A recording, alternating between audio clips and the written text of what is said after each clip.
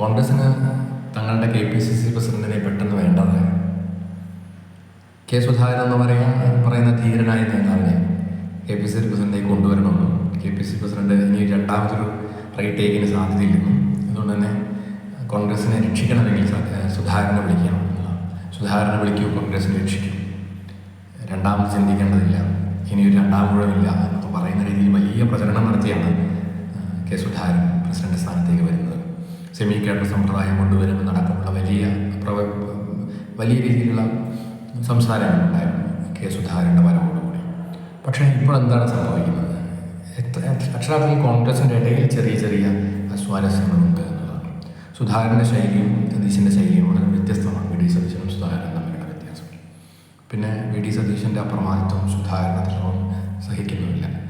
ഒരു KPCC പ്രസിഡന്റിൻ്റെ മുകളിൽ നിൽക്കുന്ന ഒരാളായി പ്രതിപക്ഷ നേതാവ് മാറുന്ന കാഴ്ച നമുക്ക് പല സ്ഥലത്തും കാണാൻ പറ്റും. CPM-നാണെങ്കിൽ പാർട്ടി സെക്രട്ടറി എന്ന് പറയുന്ന പ്രാധാന്യം ഒരിക്കലും KPCC പ്രസിഡന്റിന് കോൺഗ്രസ് കിട്ടാറില്ല.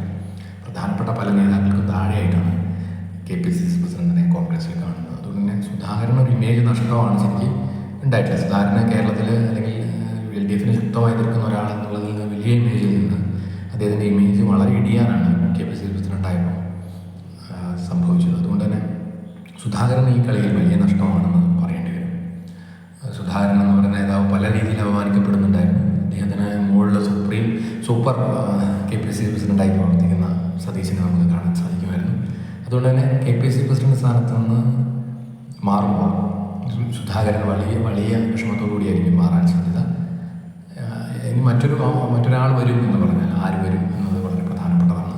സുധാകരന് പോലും പറ്റാത്ത കാര്യം എനിക്ക് പറ്റണമെങ്കിൽ ആരാണ് എന്നുള്ളതാണ്. പല പേരുകൾ കേൾക്കുന്നുണ്ട്. കൊടിക്കുന്നിൽ സുരേഷിൻ്റെ പേരാണ് വളരെ ശക്തമായി കേൾക്കുന്നത്. പക്ഷേ അത്രത്തോളം ജനകീയ അടിത്തറയില്ലാത്ത നേതാവാണ്.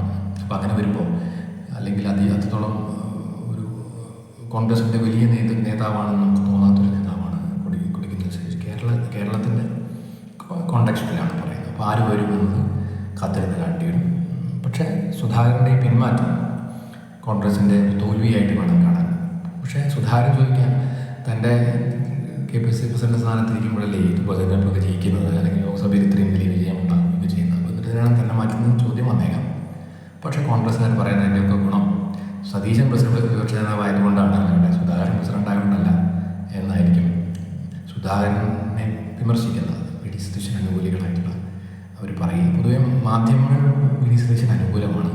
അതുകൊണ്ട് തന്നെ ആ രീതിയിലുള്ളൊരു സുധാകരൻ പോരാ എന്നും സതീശനാണ് നല്ലതെന്നും പറയുന്ന രീതിയിലുള്ളൊരു നെറേറ്റീവ് കേരളത്തിലെ മാധ്യമങ്ങൾ ഉണ്ടാക്കുന്നുണ്ട്. പിന്നെ സുധാകരൻ പറഞ്ഞത് അത്രയും സുധാകരൻ ബന്ധത്തിൽ സുധാകരൻ കാണിക്കുന്ന കിട്ടാത്ത അപ്രമാദിത്വം കിട്ടുന്നില്ല എന്നുള്ള പരാതി സുധാകരൻ ഉണ്ടാവും. സതീശനത് കൊടുക്കാൻ തയ്യാറില്ല. ഇവർ തമ്മിലൊരു ഈഗോ ഇതിൽ വർക്ക് ചെയ്യുന്നുണ്ട്. പറയാൻ പറ്റില്ല എന്താണ് സംഭവിക്കുക. കോൺഗ്രസ് ആണ്, പലതും സംഭവിക്കാം, അപ്രതീക്ഷിതമാണ്.